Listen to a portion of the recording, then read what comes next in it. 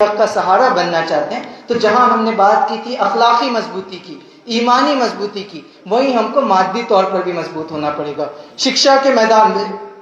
مضبوط ہونا پڑے گا، آرتھک طور پر مضبوط ہونا پڑے گا، راجنیتک طور پر مضبوط ہونا پڑے گا، ساماجک طور پر مضبوط ہونا پڑے گا۔ اور یہ چیزیں کیسے ہوں گی؟ یہ چیزیں اس وقت ہوں گی جب میں اور آپ بڑے خواب دیکھنے والے بن جائیں، بڑے سپنوں کو پالنے والے بن جائیں اور ان سپنوں کے لیے سنگھرش کرنے والے بن جائیں۔ تو ہمارا کرتویہ یہ ہے کہ اگر ہم دیکھ رہے ہیں کہ میڈیا میں پروپیگنڈا ہو رہا ہے، میڈیا میں جھوٹ پھیلایا جا رہا ہے، اسلاموفوبیا پھیلایا جا رہا ہے، مسلمانوں کے سلسلے میں غلط سلط باتیں کی جا رہی ہے، تو ہم صرف میڈیا کو گودی میڈیا کہہ کے خوش نہیں ہو جائیں، سوشل میڈیا پہ کسی کا مذاق اڑا کے خوش نہیں ہو جائیں، بلکہ اس سے آگے بڑھ کے ہم اور آپ یہ طے کریں کہ ٹھیک ہے اگر میڈیا جھوٹا پروپیگنڈا کر رہے ہیں تو ہم ایک الٹرنیٹ میڈیا کھڑا کریں گے، ہم اچھے جرنلسٹ تیار کریں گے، ہم اچھے رپورٹرز تیار کریں گے، اچھے لوگ تیار کریں گے جو صرف مسلمانوں کی بات نہیں کریں گے بلکہ نیائے کی بات کریں گے، سچائی کی بات کریں گے۔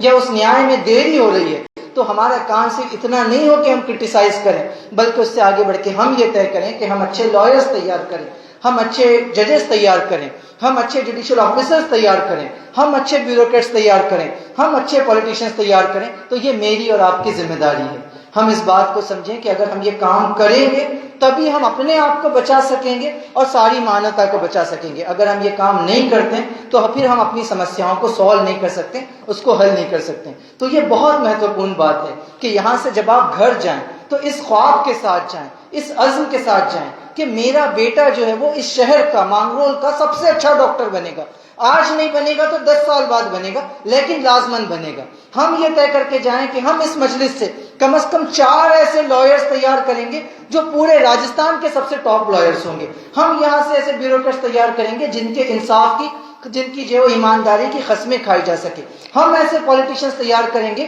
جو راجستھان کی راجنیتی کو ایک نئی دشا بتا سکے۔ تو یہ چیز ہم کو تیار کرنی پڑے گی، اس چیز کا عزم ہم کو کرنا پڑے گا۔ یہ بات نہیں چلے گی کہ مولانا مودودی کو یاد کیا جائے اور ان کی تعریفیں کی جائے اور خواہش ہو کہ کاش کوئی مودودی آ جائے، کاش کوئی مودودی آ جائے سے کوئی مودودی نہیں آتا۔ جب آپ طے کرتے ہیں کہ میرا بیٹا مودودی بنے گا تب مودودی آ سکتا ہے۔ تو یہ جو خواہش ہے کہ تبدیلی تو آئے، پریورتن تو آئے، اقبال اور مودودی تو آئے لیکن وہ کسی اور کے گھر میں پیدا ہو، زینب الغزالی تو ہو لیکن وہ کسی اور کے گھر میں پیدا ہو۔ میرا بیٹا اور بیٹی تو یہ نہیں بن سکتے۔ میرے بیٹے کو تو 10ویں کے بعد ITI کرا دوں گا تاکہ 5-8 ہزار کی جاب مل جائے، میرے بیٹے کو تو اس کام دھندے میں لگا دوں گا تاکہ 4,000 کما کے دے دے۔ تو وہ قومیں اور وہ لوگ جو 5,000 اور 10,000 کے لیے اپنی جنریشنز کا سودا کریں، اپنی نسلوں کا سودا کریں، اپنے خوابوں کا سودا کریں، وہ کبھی کامیاب نہیں ہو سکتی۔ تو چوتھا کام جو مجھے اور آپ کو کرنا پڑے گا وہ یہ کہ اپنی نسلوں میں انویسٹ کرنا پڑے گا، اور جہاں جو نوجوان موجود ہیں ان کو بھی طے کرنا پڑے گا۔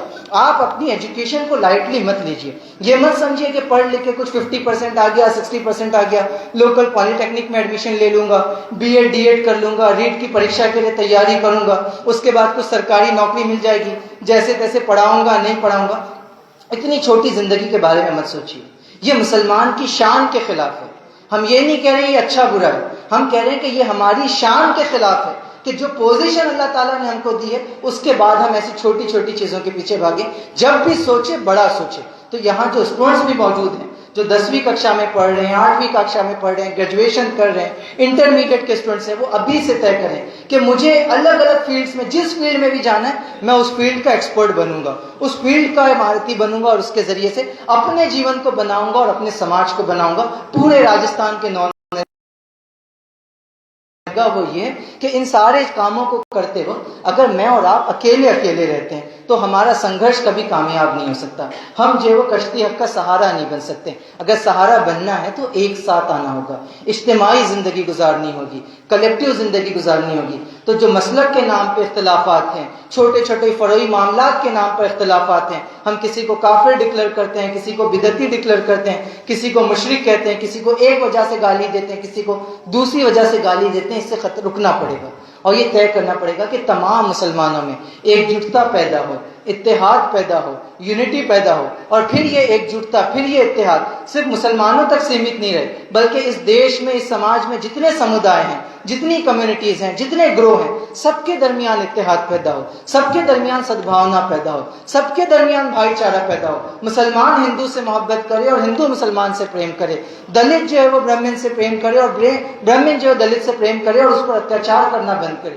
تو یہ جو چیز ہے یہ بہت امپورٹنٹ ہے کہ ہم اتحاد پیدا کریں، یونٹی پیدا کریں، اور اس کو جہاں اس لیول پر کرنا ہے کہ مسلمانوں میں بھی اتحاد ہو، مسلمانوں اور دیگر کمیونٹیز کے درمیان بھی اتحاد ہو، وہیں اس کا ایک پہلو یہ بھی ہے کہ اس اتحاد کا ایک مظاہرہ یہ بھی ہو کہ ہم اپنی زندگی کو اجتماعی طور پر گزاریں، اجتماعیت سے وابستہ ہوں۔ یہاں جو اسٹوڈنٹس موجود ہیں جن کی عمر 10 سال 11 سال سے لے کر 30 سال تک ہے، جتنے لڑکے ہیں وہ یہ طے کریں کہ ہم اس اجتماع سے جب جائیں گے تو صرف کچھ تقریریں لے کر نہیں جائیں گے، بلکہ اس عزم کے ساتھ جائیں گے کہ یہاں سے جانے کے بعد میری زندگی جو ہوگی وہ عیسائیوں سے جڑ کر گزرے گی۔ میں اپنے اسٹوڈنٹ کو، اپنے اس جیون کے ان 20 سالوں کو، 15 سالوں کو جو ایشور نے اوسر مجھے دیا ہے، یہ 15-20 سال میں ایشیا کی سب سے بڑی آئیڈیولوجیکل مسلم اسٹوڈنٹ آرگنائزیشن عیسائی آف انڈیا کے ساتھ گزاروں گا۔ تو جتنے نوجوان یہاں ہیں وہ یہ طے کریں کہ ان کی زندگی عیسائیوں کی اجتماعیت کے ساتھ بڑھ کے گزرے گی۔ جو ہمارے بزرگ یہاں بیٹھے ہیں وہ یہ طے کریں کہ ہماری جو زندگی ہوگی وہ جماعت اسلامی سے، تحریک اسلامی سے وابستہ ہو کر گزرے گی۔ جو خواتین یہاں بیٹھی ہیں وہ بھی طے کریں کہ وہ خواتین سے جڑیں گی۔ جو ہماری بہنیں یہاں بیٹھی ہیں وہ طے کریں کہ ہمارا جو جیون ہوگا وہ بس ایسا ہی نہیں ہوگا کہ ہم کچھ پڑھ لیں، جتنا گھر والے پڑھا رہے ہیں اتنا پڑھ لیں گے، جس اسکول میں ایڈمیشن کرا رہے ہیں اس میں کر لیں گے، جب گھر والے بولیں گے شادی کر لو شادی کر لیں گے، جب گھر والے بولیں گے پڑھنا بند کر دو پڑھنا بند کر دیں گے، جب گھر والے کچھ بولیں گے وہ کریں گے۔ بلکہ یہ سب تو ہم کریں گے، جتنی اطاعت کرنی ہے، جتنی بات ماننی ہے وہ کریں گے، لیکن اس سے آگے بڑھ کے ہمارے جیون کا، ہماری زندگی کا ایک بڑا ادیش ہوگا، اور اس کے لیے ہم girls Islamic organisation of India کے ساتھ جڑ کر، اس کی اجتماعیت کے ساتھ جڑ کر کام کریں گے۔ تو جتنی یہ اجتماعیتیں مضبوط ہوں گی، جتنی یہ یونٹی ہوگی، اتنا زیادہ ہم یہ کام کر سکیں گے۔ اور آخری بات میں یہ کہوں گا کہ جب آپ حق کا سہارا بنتے ہیں تو آپ کو باطل کا مقابلہ کرنا ہوتا ہے، اور اس مقابلے میں بہت بار یہ ہوتا ہے کہ انسان سے بھی ہم کو بچنا ہے، اور اس سے بچنے کا طریقہ یہ ہے کہ ہم اس بات کو سمجھ جائیں کہ ظلم کا جواب ظلم بھی نہیں ہوتا، ظلم کا جواب خاموشی بھی نہیں ہوتا۔ تو یہ بڑی مہتوپورن بات ہے کہ اس ظلم کے مقابلے میں بہت سے لوگوں میں جذبہ تو پیدا ہوتا ہے، لیکن اس جذبے کے نتیجے میں وہ ہنسا کی طرف جانے کی بات کرتے ہیں،